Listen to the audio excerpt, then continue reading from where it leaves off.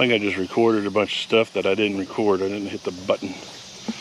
That happens. So I'm gonna give you a brief rundown of what we got going on here, because I got to get moving.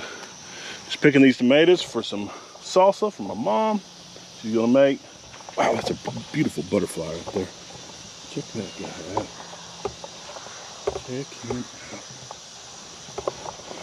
out.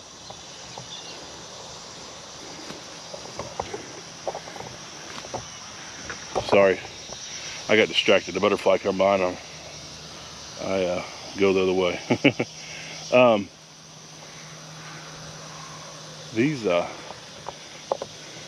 These sunflowers are pretty neat. This has nothing to do with what I was talking about earlier. But these guys, and I'm just watching just the insect life and the pollination. There are bees, and there's bumblebees, and there's butterflies, and you know, I've had garden all my life, and I've never seen this many insects and bugs inside of a garden.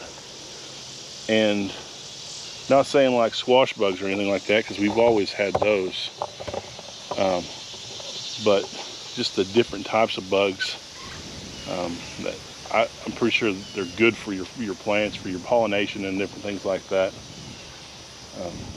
But there's just a bunch of them, and you see them up there. I don't know if you can see them or not.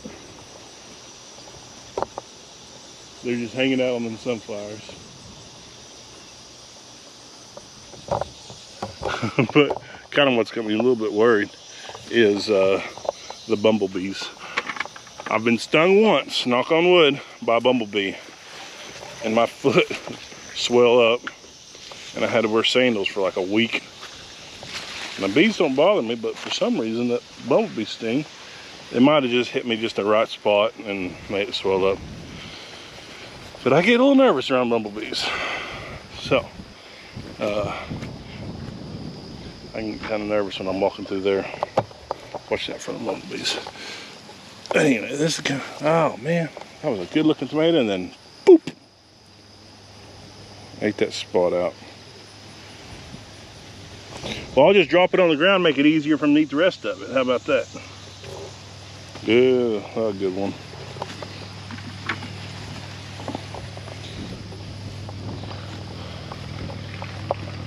Like I said earlier, I'm kind of picking some of these green because it might be a day or two before I get back out here. And we'll put them out in the sun and kind of let them self-ripen. And they do real nice. It'll be real nice. Now these tomatoes, they are called Goliath tomatoes. And I'm guessing it's either the size of the plant or the size of the tomato. The tomatoes, so far the ones I picked off have been pretty decent size. I'll have to self-ripen that one.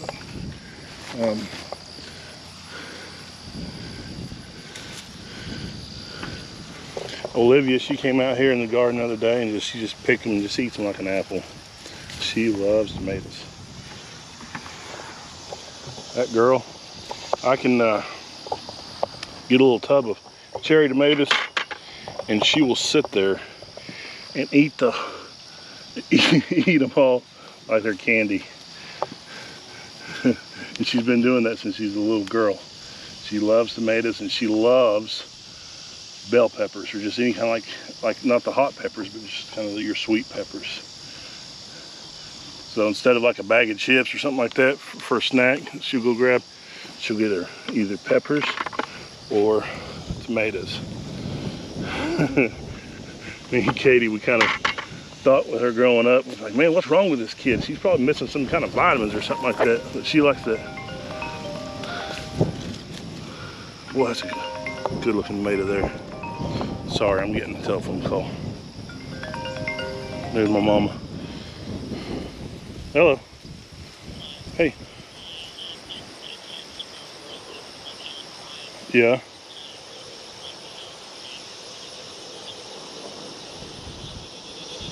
Okay, I'll be heading that way.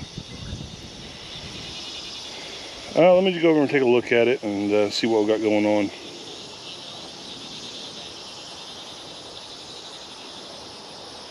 Yeah.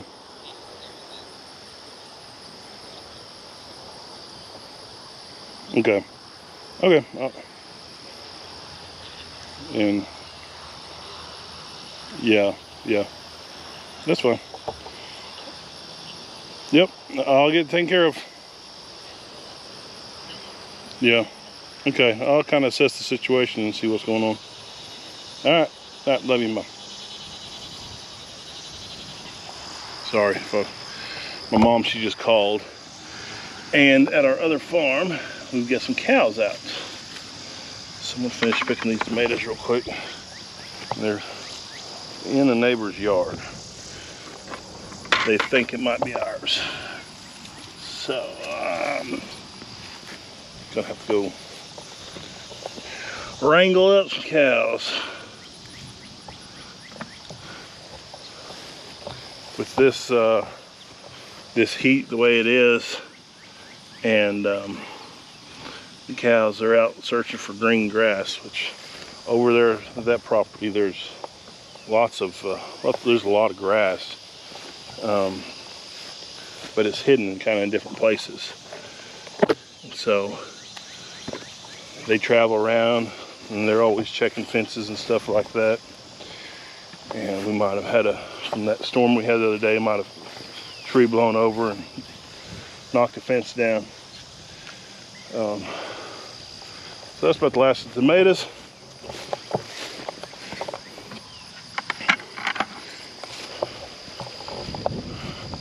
So I'm gonna go and see if this is our cows and then get them back in. This might be a little bit of a rodeo. Hey, why don't y'all just come along with me? And I could use the help. See if you can help me get these cows in. If you see them, you just holler out real loud and get these guys back in.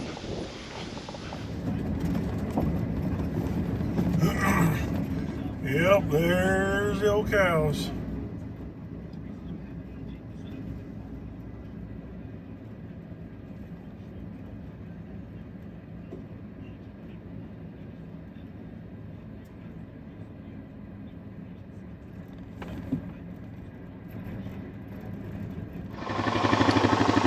Okay, so they are our cows, and I'm going to head over there. And I couldn't find right off the bat where the hole was, where they got through. So I'm going to have to bring them down the road a little ways to get them back through the gate that we have over at the rent house. It's still early in the morning. It's not very hot, but it might have to get to push them a little bit just to get them over there, because I'm going to be taking them down through the little road, and I don't want them out there on it very much. So hopefully this goes good, and it's not much of a rodeo. So I don't like doing this, especially with this kind of heat. But we're still probably about 85 degrees right now, so it's not too bad. So I'm gonna try to get over there and get them moved quickly.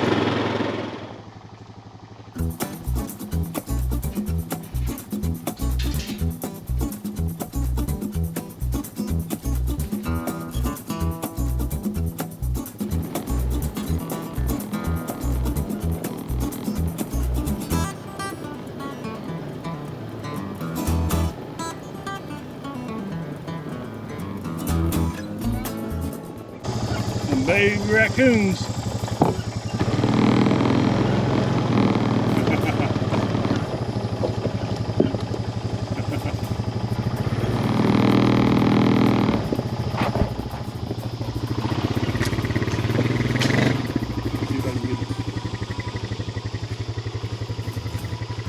There's a little coon. Hey guy, I'm not here to hurt you. Just checking you out.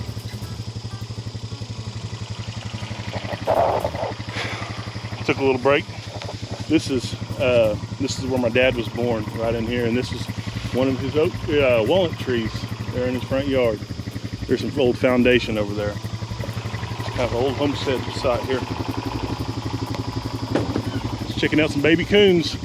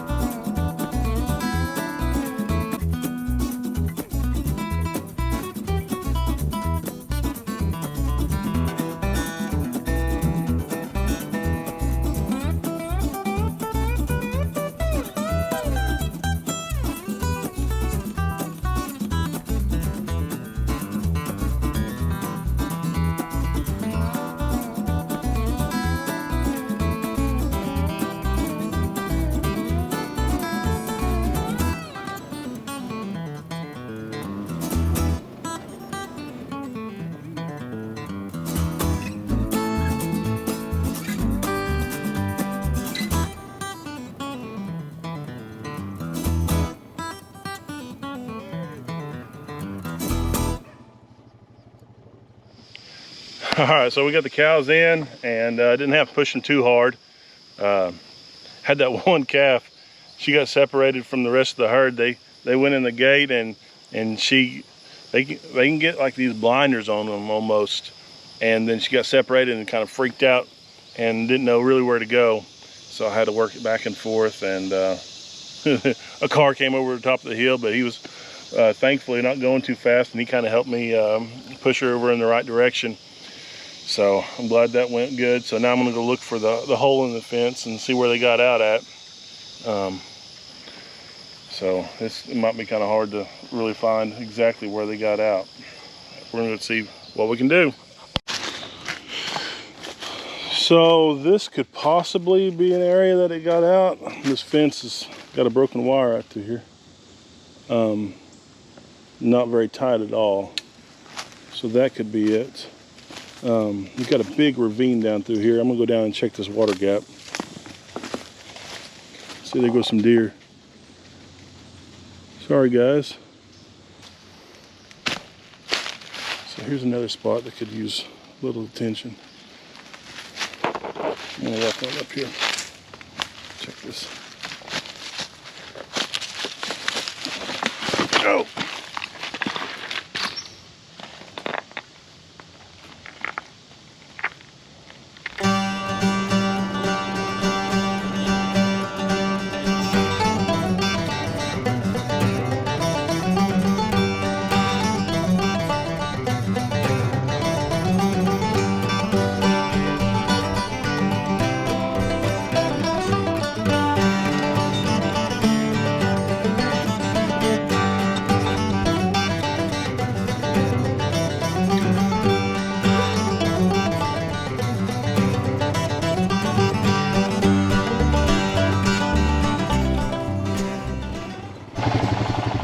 Another thing we have here on the property is we have a few sinkholes, and this one right here, one time we come through here, and this is a road that we drive through, and we found a dead cow. She fell off. This hole used to be a lot larger, and I filled it with rocks, but she fell back in there and died. But there's several places out here, big limestone, and then it'll wash out underneath it and make holes. So you got to be careful. You can see this is our road. I've got a spot here and then a little bit of a hole right there. I need to fill that in. Hey, there's a coyote.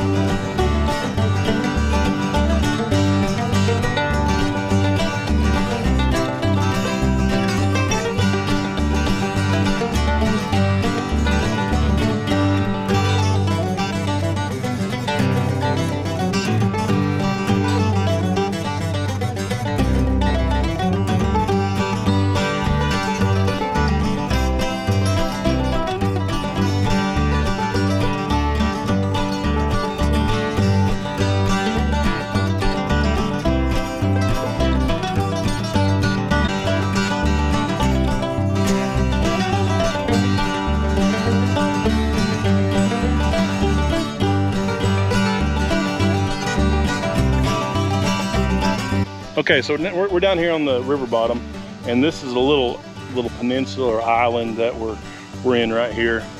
And if you notice, you look at this grass, it is just nice and plush all through here.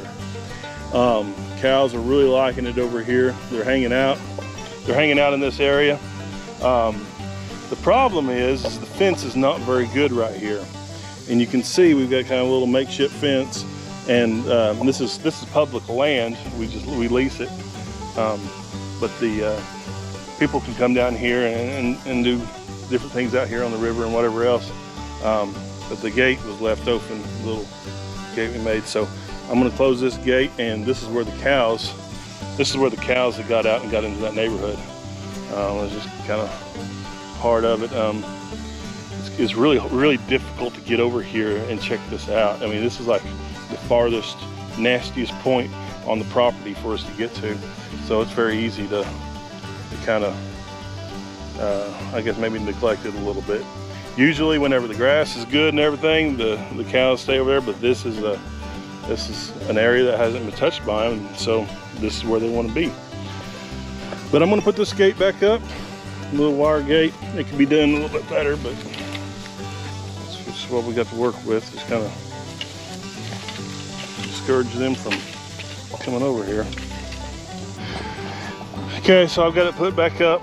To make it a little tighter, we'll bring some clips and tighten this fence up a little bit better. But this, I'm pretty well convinced where the cows are getting out. Just looking at this grass compared to the rest of the property, they're hanging out over here. There's quite a few that I drove by, and that's where they were getting out at. And I saw a lot of droppings and stuff like that over by them houses in the back. So.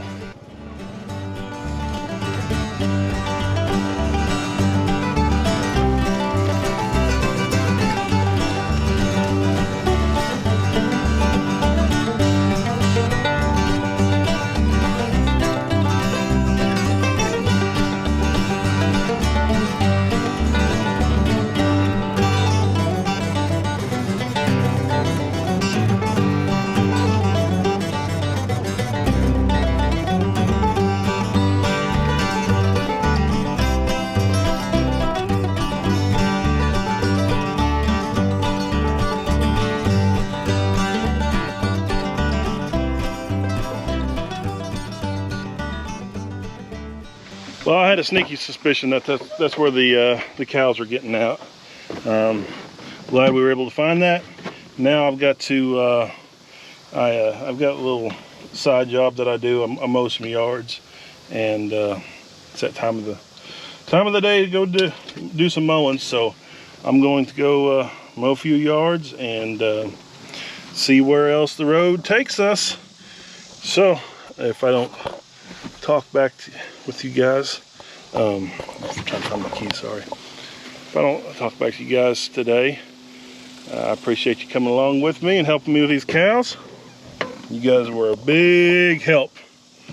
So thanks again for watching here on Stoked Living, and we'll see where the next adventure takes us. You guys have a good rest of your weekend and your week whenever you guys are watching this. Stay cool, and God bless. Talk to you later. See ya.